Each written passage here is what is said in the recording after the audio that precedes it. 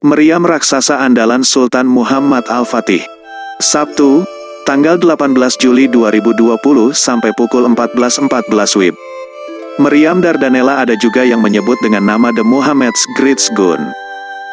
Hujan deras membasahi bumi Konstantinopel pada tanggal 26 Mei tahun 1435 m.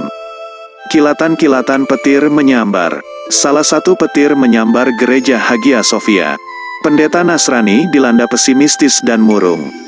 Dia kemudian pergi menemui kaisar dan memberitakan apa yang terjadi, bahwa Tuhan telah meninggalkan mereka. Kota itu akan segera jatuh ke tangan pasukan Turki Utsmani. Kaisar merasa terpukul dengan penuturan tersebut dan langsung pingsan. Sementara itu meriam-meriam tentara Utsmani terus menggempur pagar-pagar kota dan benteng-benteng pertahanannya. Sebagian besar pagar kota dan benteng-benteng telah hancur. Prof. Dr. Ali Muhammad As-Salabi dalam Bangkit dan Runtuhnya Khilafah Utsmaniyah mendeskripsikan, parit-parit dipenuhi puing-puing perserakan, sehingga tidak mampu lagi dibereskan pasukan penjaga kota. Pada saat yang sama, tentara Utsmani di bagian lain terus gencar menyerang titik-titik pertahanan kota dan pagar-pagarnya dengan meriam, bahkan mereka berusaha memanjat pagar-pagar itu. Tentara Bizantium membutuhkan kerja keras untuk memperbaiki pagar-pagar yang rusak itu dan menghalangi upaya pemanjatan pagar. Pengepungan terus berlangsung. Hal ini membuat pasukan Bizantium berada dalam kesulitan, keletihan, serta rasa gelisah luar biasa. Mereka dihantui rasa cemas, selain harus terus berjaga siang malam. Secara psikologis, mental pasukan Konstantinopel sudah sangat lemah, tutur As-Salabi. Meriam. Pasukan Utsmani antara lain mengandalkan meriam dalam menyerang Konstantinopel. Mereka menempatkan meriam-meriam khusus di dataran tinggi di sekitar Bosforus dan Tanduk Emas. Meriam-meriam ini membidik kapal-kapal Bizantium dan kapal-kapal lain yang berniat membantu mereka di Tanduk Emas, Bosforus, dan perairan laut yang bersebelahan dengannya.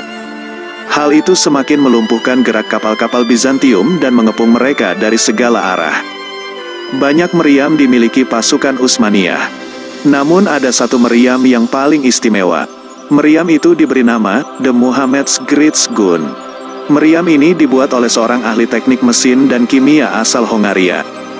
Kisah meriam ini lumayan menarik. Pada awal tahun 1452, seorang ahli pembuat meriam Hongaria bernama Orban tiba di Konstantinopel untuk mencari kekayaannya di istana kekaisaran.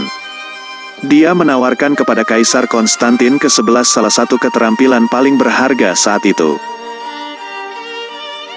Kemampuan membuat meriam perunggu besar. Sayang sungguh sayang, bagi Konstantinus dan Kekaisaran Kristen Bizantium yang dikuasainya, ini adalah hari-hari yang sulit.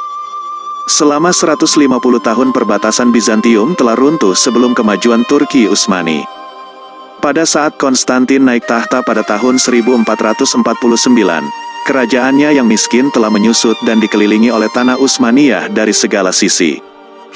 Sultan baru Utsmani, Muhammad II atau Mehmed II atau Sultan Muhammad Al-Fatih, membuat persiapan militer di Edirne yang hanya berjarak 140 mil ke barat Konstantinopel. Sultan Muhammad Al-Fatih berniat meneruskan rencana penguasa Utsmani sebelumnya, menguasai Konstantinopel. Kaisar Konstantin sangat tertarik dengan tawaran Orban dan mengizinkannya tinggal tetapi dengan gaji kecil. Konstantin hanya memiliki sedikit dana untuk pembangunan senjata baru. Meriam perunggu sangat mahal, jauh di luar kemampuan kaisar yang sedang bokek.